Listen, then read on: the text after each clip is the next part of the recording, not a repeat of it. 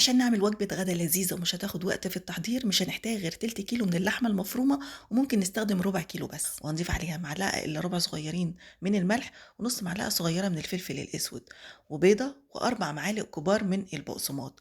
وهنحتاج بصلاية متوسطة نبشرها، هناخد بس التفل من غير المية بتاعتها. احنا مش بنعصر البصلة، احنا بس بناخد التفل والمية زيادة مش بنضيفها، ونعجنهم مع بعض كويس جدا كده لمدة 5 دقايق. وبعد كده بنعملها كور بالشكل ده، بس كور صغيرة مش كبيرة قوي.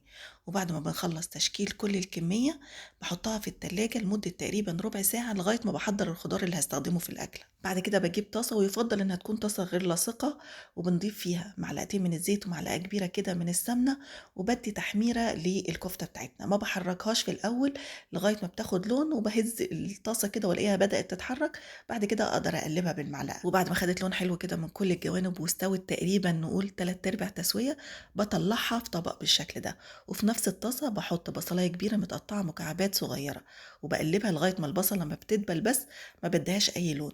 وبضيف عليها فص واحد من التوم، وبقلبهم مع بعض لغاية ما بشم ريحة التوم. بعد كده بنزل عليها بجزراية كبيرة أو باتنين وسط، أكون مقطعاهم مكعبات صغيرة كده، وبشوحهم مع بعض كويس جدا لمدة دقيقتين لغاية ما الجزراية تبدأ تدبل كده شوية. دلوقتي بقى هاضيف عليها البطاطس اللي أنا مقطعاها مكعبات كبيرة بالشكل ده. أنا هنا مستخدمة 3 حبات من البطاطس، بس طبعًا كمية الخضار أنتم تقدروا تتحكموا فيها، تزودوا أو تقللوا زي ما أنتم عايزين. وكمان هاضيف كوباية ونص من البسلة. البسلة دي بسلة مجمدة، بس ممكن برضه تستخدموا فريش، بس حطوها مع الجزر في الأول عشان تاخد تقليب أكتر. وبعد ما نقلبهم مع بعض كويس جدًا كده لمدة دقيقة، باضيف معلقة كبيرة من الصلصة، وبرضه باقلبهم مع بعض كويس جدًا. ودلوقتي بقى هنضيف التوابل بتاعتنا. انا هضيف ملح ونص معلقه صغيره من الفلفل الاسود، نص معلقه صغيره من الكزبره، معلقه صغيره من المرقه، ومعلقه صغيره من البابريكا. وطبعا ممكن تستخدموا اي بهارات تانية انتوا بتحبوها.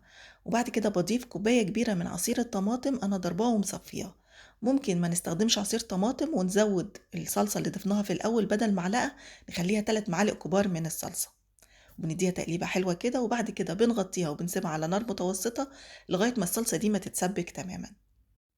دلوقتي بقى هنضيف كوباية من المية السخنة، مية بتغلي كده، وهنقلبهم كويس، وندوق طبعا الحقيقة في الوقت ده إذا كان محتاج يتظبط ولا لأ. وبنغطيها وبنسيبها تكمل تسوية. احنا عايزينها تستوي بنسبة تقريبا 80%. أنا في النص كده وأنا بقلبها حسيت إنها محتاجة مية تاني، فضفت نص كوباية تاني من المية، فأنا إجمالي كده كنت ضايفة كوباية ونص من المية السخنة. كده خلاص كانت الحاجة استوت بنسبة 80%. ضفت عليها بقى الكفتة اللي احنا كنا مجهزينها، ونقلبهم بقى مع بعض كده كويس جدا، ونشوف لو عايزين نزود مية تانية ولا لأ. أنا هنا احتجت فزودت تقريبا ربع كوباية تاني من المية، ممكن تزودوا نص كوباية لو انتوا حابين ان الصوص يبقى كتير قوي. دلوقتي بقى يا إما نخليها تكمل التسوية بتاعتها على البوتاجاز عادي، أو نحطها في صينية في الفرن. أنا كملت التسوية على البوتاجاز عادي لغاية ما استوت تماما، وبقت بجد تحفة، والبطاطس دايبة دوب زي ما انتوا شايفين بالشكل ده. ممكن طبعًا ناكلها بالعيش، بس أحلى حاجة بقى إن إحنا ناكلها مع شوية رز بالشعرية يجننوا كده. على قد ما الأكلة دي بسيطة وسريعة وما بتاخدش وقت في تحضيرها، بس مش قادرة أوصف لكم بجد طعمها لذيذ قد إيه.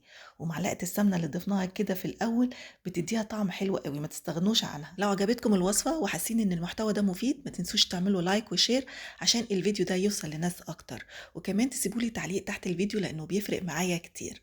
وبالهنا والشفا مقدما لكل اللي هيجرب الوصفة، واشوفكم على خير الفيديو الجاي.